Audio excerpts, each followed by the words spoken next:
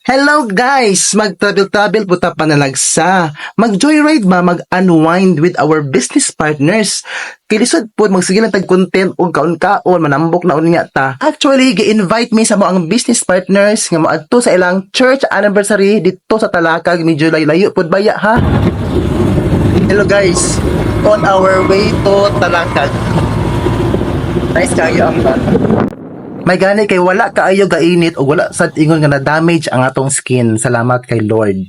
Finally, naa na jud mi sa Talakag og baklay mi hinahinay padulong sa ilang church and we are so excited nga maki-celebrate sa ilang 35th anniversary. Well, I think GIL man siguro sa nga church.